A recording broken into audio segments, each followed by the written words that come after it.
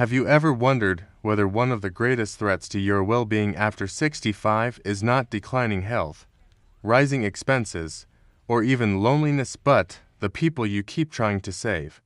Most seniors believe that helping others is a sign of wisdom, kindness, and good character. After all, many of us spent decades supporting children, spouses, friends, neighbors, coworkers, and entire communities. But what if there comes a point when helping the wrong person begins to hurt you more than it helps them? And what if millions of older Americans are unknowingly exhausting their time, energy, health, and financial security because they never learned one critical lesson? The ancient Stoics understood this lesson over 2,000 years ago. Yet today, most people ignore it. Stay with me, because one of the 8 types of people we're about to discuss may already be affecting your life, and the consequences may be larger than you realize. To understand why this matters, we need to begin much earlier than retirement. The story starts in early adulthood. When people are young, helping others feels straightforward. Someone struggles, you assist them. Someone falls, you help them stand. Someone faces hardship, you offer support. This creates trust. Trust builds relationships. Relationships build communities. The cycle seems simple, but ancient Stoic thinkers, such as Epictetus and Seneca, repeatedly warned that good intentions without wisdom often produce unintended consequences. Helping someone is not always the same thing as helping them improve. That distinction becomes increasingly important as life progresses. Now fast forward into the 40s. This is where subtle changes begin. Responsibilities increase. Careers demand more attention.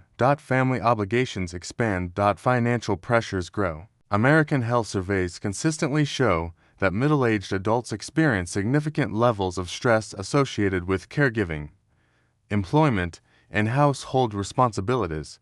Most people respond by giving even more of themselves, more time, more emotional energy. More resources, more problem-solving. At first, this appears admirable, but a hidden problem begins forming beneath the surface. Many people never stop to ask a crucial question: who is actually benefiting from my help? The answer becomes even more important after age 70. Researchers studying aging populations have found that resources become increasingly valuable as people grow older. Time and energy. Unlike money, neither can be recovered once spent. At the same time, studies consistently show that chronic stress contributes to poorer health outcomes, lower life satisfaction, and reduced emotional well-being among older adults. This creates a surprising reality. Helping the wrong people can carry a cost that extends far beyond inconvenience. And that's where our story reaches its first turning point. The first type of person we should not continue helping is the perpetual victim. This person always has a crisis. Always has a problem. Always has a reason why change is impossible. At first, your assistance feels meaningful, but months pass, years pass, nothing changes. The circumstances remain identical. The crisis simply changes shape. Stoic philosophy teaches that growth requires personal responsibility. Without responsibility, assistance often becomes fuel for stagnation. The second type is the chronic excuse maker. Every setback has an explanation. Every failure has a justification. Every missed opportunity belongs to someone else's fault. The pattern never ends. Helping them repeatedly often removes the very discomfort that could motivate change. Now the tension begins to build, because the consequences are not immediately visible. They emerge gradually, which brings us to the third type. The emotional drain. This person leaves every conversation heavier than it began. Every interaction becomes a transfer of emotional burden. Your concerns are ignored. Their concerns dominate. Your energy decreases. Theirs remains untouched. Studies examining social well-being consistently suggest that negative interactions have a stronger impact on stress levels than many people realize. For older adults, that effect can become significant. The fourth type is the manipulator. This individual understands generosity, but instead of appreciating it, they exploit it. Guilt becomes their favorite tool. Obligation becomes their strategy. Your kindness becomes their resource. The danger here is not immediate. The danger lies in repetition. Repeated manipulation slowly reshapes behavior, and eventually, boundaries disappear. Now we move toward the shift after 70 that many people ignore. As social circles shrink and life changes accelerate, companionship becomes more valuable. Unfortunately, this can make harmful relationships harder to recognize. Researchers studying loneliness among older Americans have repeatedly documented how social isolation increases vulnerability to exploitation and unhealthy relationships. This leads us to the fifth type. The user. This person appears supportive when they need something, disappears when you need support, returns when resources become available, leaves when expectations appear. The pattern repeats endlessly, yet many people overlook it because they fear losing the relationship entirely. The sixth type is the person who refuses every solution. This one is particularly difficult. They ask for advice. You offer guidance. They reject it. They ask again. You provide another solution. They reject that too. The conversation becomes a cycle, not a search for improvement, a search for attention. And eventually, your efforts produce nothing except frustration. The seventh type is the reckless decision maker. No matter how many times consequences appear, the behavior continues. Poor financial decisions, poor personal choices, poor planning. You repeatedly rescue them. The rescue becomes expected. The lesson never arrives. This is exactly the type of pattern Stoic thinkers warned against.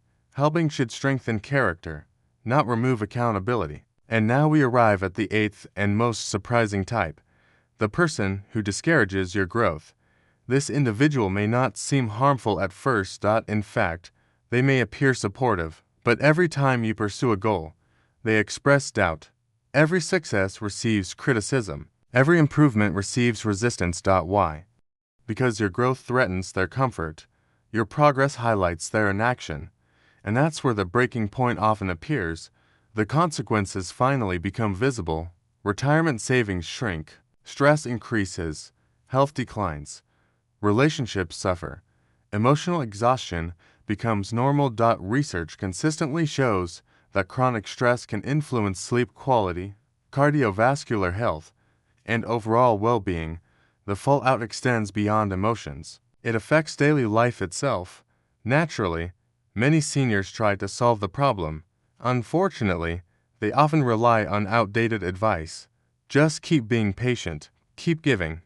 Eventually, they'll change. Don't give up on people. These ideas sound compassionate, but Stoicism teaches something deeper. Wisdom requires discernment. Compassion without boundaries becomes self-destruction. Helping without judgment becomes enabling. Generosity without limits becomes vulnerability. This lesson matters today more than ever. Millions of Americans over 60 are balancing retirement planning, healthcare concerns, family responsibilities, and personal well-being. Every hour matters. Every relationship matters. Every decision matters, which means choosing where your help goes matters too. So, what can you do today? First, evaluate patterns instead of promises. Actions repeated over time reveal truth far more accurately than words. Second, protect your energy with the same seriousness you protect your finances. Both become increasingly valuable as you age. Third, ask one simple question before helping. Will this encourage responsibility, or will it encourage dependence? And here's the warning. Evidence consistently suggests that chronic emotional stress and unhealthy relationships can negatively affect both mental and physical health. Ignoring these patterns may cost more than you realize. Now consider this thought. What if the greatest act of kindness is not always helping someone? What if, in certain situations, the wisest form of help is allowing people to face the consequences that teach them how to grow? That question may completely change how you view relationships, responsibility, and personal freedom. We'll explore that powerful idea in our next video. If you found value in today's lesson, please take a moment to like, share, and subscribe. Every like helps more people discover practical wisdom. Every share helps someone avoid years of unnecessary stress. And if you want more insights about Stoicism, healthy aging, life lessons, and emotional resilience after 60, make sure you're subscribed so you never miss what's coming next.